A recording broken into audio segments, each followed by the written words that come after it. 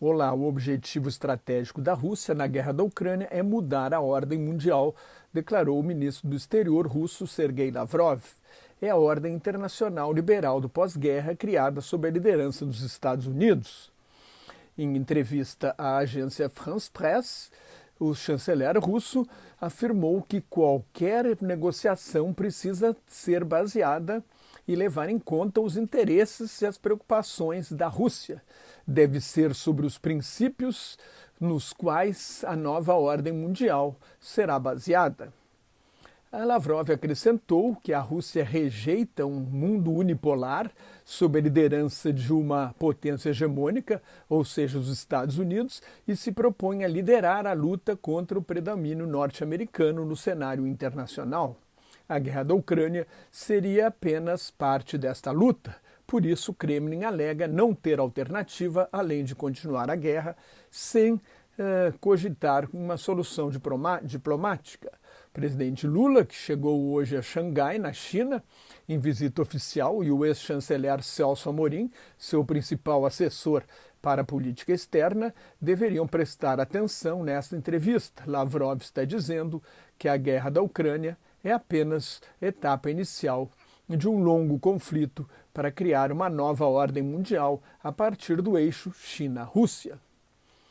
A Rússia deve estar encorajada pelo vazamento de uma grande quantidade de documentos secretos do Pentágono, o Departamento da Defesa dos Estados Unidos. Esses documentos revelam vulnerabilidades da Ucrânia. São mais de 100 páginas de documentos, os últimos de 40 dias atrás. É o maior vazamento nos Estados Unidos em 10 anos, vazamento de documentos secretos, desde que o consultor de inteligência Edward Snowden divulgou informações confidenciais da Agência de Segurança Nacional em 2013. Os documentos mostram preocupação dos norte-americanos com a defesa antiaérea da Ucrânia, que estaria com escassez de mísseis terra-ar e poderia ficar sem nenhum em 3 de maio. Isto permitiria à Rússia assumir o controle do espaço aéreo ucraniano. Esperava-se que a Rússia conseguisse isso no início da guerra, mas não conseguiu até hoje. O domínio do espaço aéreo mudaria o curso da guerra e aumentaria as chances de vitória da Rússia. O vazamento também revela ceticismo dos Estados Unidos quanto às chances de uma contraofensiva de primavera que a Ucrânia estaria preparando a ser lançada dentro de um mês.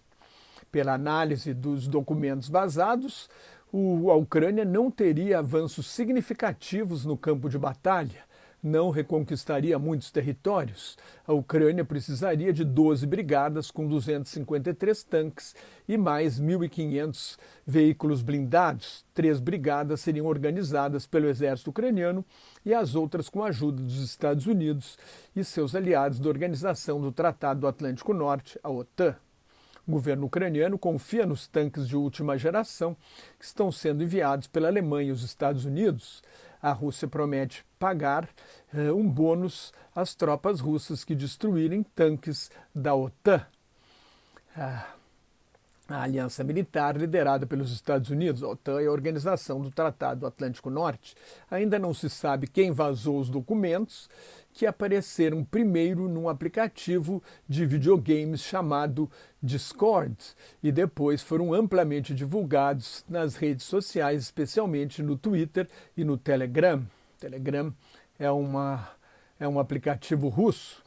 Os Estados Unidos acusam a Rússia, mas os documentos revelam, além dos planos para fortalecer as forças armadas da Ucrânia, a posição das tropas russas e mostram a capacidade da inteligência norte-americana de penetrar em todos os serviços secretos da Rússia. O porta-voz do Kremlin, Dmitry Peskov, respondeu que há uma inclinação de sempre culpar a Rússia por tudo e atribuir tudo à Rússia. O Pentágono afirma que os documentos foram alterados para diminuir as perdas russas de tanques e tropas. Um slide diz que 17.500 soldados russos e 71.500 soldados ucranianos teriam sido mortos até agora. Outros documentos sugerem que 43 mil soldados russos e 17.500 ucranianos morreram no campo de batalha. Total de baixas da Ucrânia entre mortos e feridos estaria entre 124 e 131 mil. Total de baixas da Rússia chegaria a 200 mil soldados. Em fevereiro, o Serviço Secreto Britânico estimou o total de soldados russos mortos entre 40 e 60 mil. Como na guerra, o que morre primeiro é a verdade, o número de mortos e feridos é uma incógnita desde o início da invasão russa. Não há dados confiáveis. Outra descoberta importante é que os Estados Unidos espionam não apenas a Rússia, mas aliados como a própria Ucrânia, um país com graves problemas de corrupção, que está recebendo bilhões de dólares em ajuda, e Israel, a Coreia do Sul e o Egito. O Egito e a Coreia do Sul negam a autenticidade dos documentos vazados. O governo sul-coreano afirma que um número significativo de documentos foi alterado. A Coreia do Sul tem uma política onde há 28.500 soldados norte-americanos estacionados. A Coreia do Sul tem uma política de não vender armas para países em guerra, e conversas entre altos funcionários revelariam que as armas que vende para os Estados Unidos, armas e munições, poderiam ser desviadas para a Ucrânia. Israel está sob pressão dos Estados Unidos, seu maior aliado, para fornecer armas letais à Ucrânia. Israel teme contrariar a Rússia, que domina o espaço aéreo da Síria e permite que a Força Aérea Israelense bombardeie tropas e milícias pró-Irã que participam da guerra civil síria ao lado do ditador Bashar Assad. O governo israelense adotaria o modelo da Turquia, fornecendo armas através de um terceiro país, enquanto defende o diálogo e uma solução negociada para a guerra. A Ucrânia gostaria do sistema de defesa antimísseis Domo de Ferro de Israel, mas Israel até agora negou-se a fornecê-lo. O Egito e os Emirados Árabes Unidos, aliados dos Estados Unidos no Oriente Médio, negaram que estejam colaborando com a Rússia. Um documento nota a preocupação do ditador do Egito, Marechal Abdel Fattah al-Sisi, em manter secreto o fornecimento de foguetes e munição aos russos. O governo egípcio se defendeu, alegando que desde o início não quer se envolver e que mantém uma equidistância das duas partes em luta.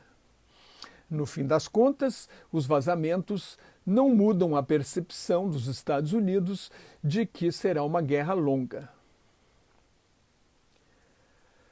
Os Estados Unidos registraram em março um saldo positivo de 236 mil vagas de emprego criadas a mais do que fechadas, dentro das expectativas do mercado, mas abaixo do número revisado de fevereiro, que ficou em 326 mil, num sinal de desaceleração da economia. O índice de desemprego, medido em outra pesquisa, caiu de 3,6% para 13,5%. Pagamento por hora de trabalho subiu 0,3% no mês e 4,2% no ano. É o menor nível desde junho de 2021.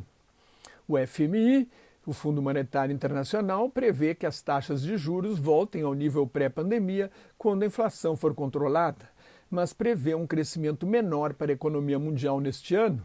Foram 3,4% em 2022. Em 2023, de acordo com o fundo, devem ser 2,8% e em 2024, 3%. A expectativa de crescimento para o Brasil neste ano caiu de 1,2% para 0,9%, em linha com as projeções do mercado. O Banco Central espera um avanço de 1,2%. Para 2024, o FMI prevê expansão de 1,5%. Se você gostou, assine meu canal no YouTube, leia o meu blog Globalização em Crise, me siga no Twitter, no Instagram e no Facebook, onde colaboro com o Grupo Quarentena News. Muito obrigado e até mais. Tchau.